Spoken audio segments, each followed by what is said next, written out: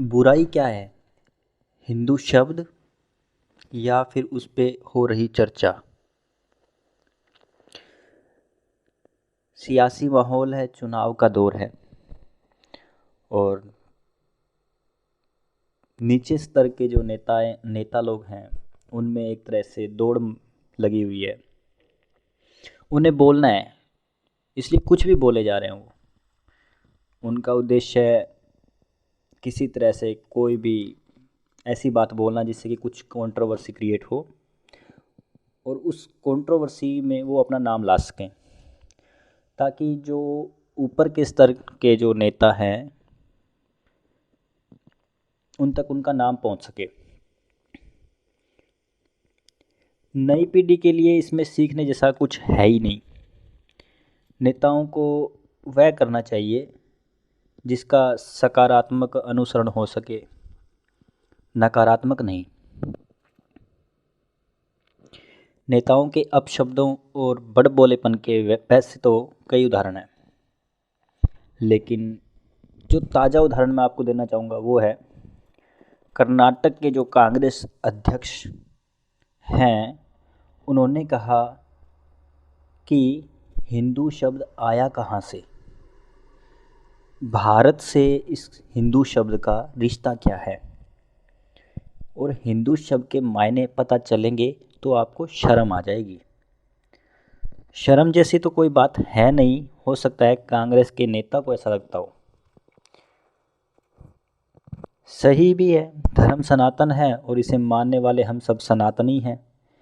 हिंदू एक भौगोलिक नाम है जो क्षेत्र एरिया की पहचान ज़्यादा कराता है। दरअसल देश के बदलते नाम का रोचक इतिहास है। महाराजा भरत ने इस संपूर्ण क्षेत्र का विस्तार किया था, इसीलिए उन्हीं के नाम पर देश का नाम भारत पड़ा। हालांकि इस पर भी एक मत नहीं है, लेकिन कहा जाता है कि मध्यकाल में जब तुर्क और ईरानी यहाँ आए तो हिंदुओं तो उन्होंने सिंधु घाटी से यहाँ प्रवेश किया था। चूँकि वे सैक का उच्चारण है करते थे, इसलिए सिंधु को वे हिंदू कहने लगे। उन्होंने यहाँ के निवासियों को हिंदू कहा और जहाँ हिंदू रहते थे वह हिंदुस्तान हो गया।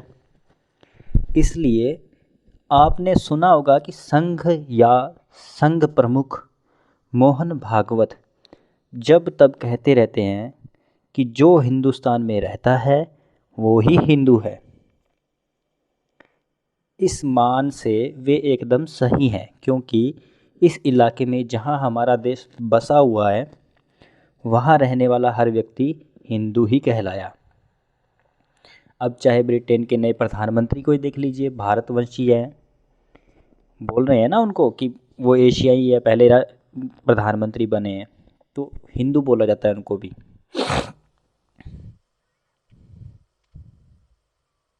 चूँकि यह बहुतायत में सनातनी ही रहते हैं, इसलिए हिंदू शब्द उनसे ही जुड़ गया और कालांतर में वह धर्म से भी जुड़ गया। वैसे सनातन धर्म की पहचान ही यही है कि वह बहुत ही विस्तारित है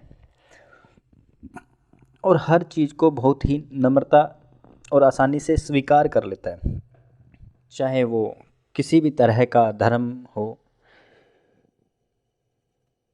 चाहे तो आप देख लीजिए, उसने जैन धर्म को भी अपने अंदर समाहित कर लिया, बुद्धिज़्म को भी अपने अंदर समाहित कर लिया, और जो अरब और मुस्लिम शायद थे उनको भी अपने साथ ही मिला लिया, और एक मतलब उसमें नई चीज़ें जुड़ती गई, विविधता बढ़ती गई। इसीलिए मुंडक उपनिषद में कहा गया है कि सनातनियों का ईश्वर जगत बना भी सकता है और जगत बन भी सकता है, राम और कृष्ण की तरह अवतार भी ले सकता है। यानी सनातनियों को जैसा ईश्वर सुलभ है वैसा विश्व में किसी भी दूसरे ईश्वरवादी को सुलभ नहीं है। उदाहरण अनुसार सनातनियों को तीनों तरह के ईश्वर सुलभ हैं, निर्गुण यानी निराकार भी, सगुण निराकार भी, और सगुण साकार भी। खैर, बात सिंधु और हिंदू की चल रही है, इसी से ताल्लुक़ इंडस और इंडिया का भी है। सिंधु का दूसरा नाम इंडस भी है और लैटिन भाषा में इंडस को इंडिया कहा गया है। इसीलिए अंग्रेज़ों ने हिंदुस्तान को इंडिया कहना शुरू कर दिया। यही नहीं, संविधान सभा में एक बार यह बहस भी हुई कि भारत और इंडिया दोनों नाम चलाए जाएं या नहीं। कई सदस्य इस मत के थे कि इंडिया नाम हटा देना चाहिए, देश का नाम केवल और केवल भारत ही रहने देना चाहिए, लेकिन सहमति नहीं बन पाई और दोनों नाम ही जारी रहे। अब कर्नाटक के कांग्रेस अध्यक्ष को हिंदू शब्द में क्या बुराई दिखाई देती है, यह बात समझ से परे है। राजनीतिक रूप से बात की जाए तो कांग्रेस के लोग ही कांग्रेस को नीचे ले जाने पर तुले हैं। वे दूसरी पार्टियों का विरोध करने के चक्कर में अपना और अपनी पार्टी का ही नुकसान करने लगते हैं। इसी तरह का एक बेबाक बयान आम आदमी पार्टी के नेता अरविंद केजरीवाल की तरफ से भी आया, जो सुर्खियों में बने रहने के लिए अलग अलग तरह के बयान देते रहते हैं। रुपए की गिरती हुई वैल्यू के ऊपर उन्होंने एक बयान दिया था कि जो भारतीय मुद्रा है उस पर लक्ष्मी जी और गणेश जी का फ़ोटो छपवा दिया जाए। किसी भी मुद्रा पर अगर आप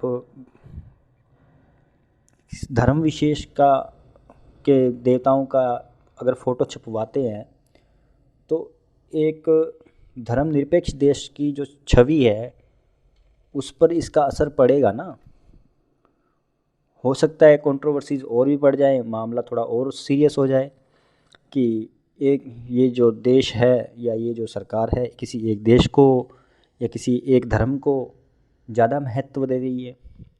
तो ऐसे बेबुनियाद और बेबाक बयान चुनावों के दौर में चलते रहते हैं। आप निष्पक्ष होकर और स्वतंत्र जांच के द्वारा एनालिसिस करके विश्लेषण करके ही अपना वोट यूज़ करें।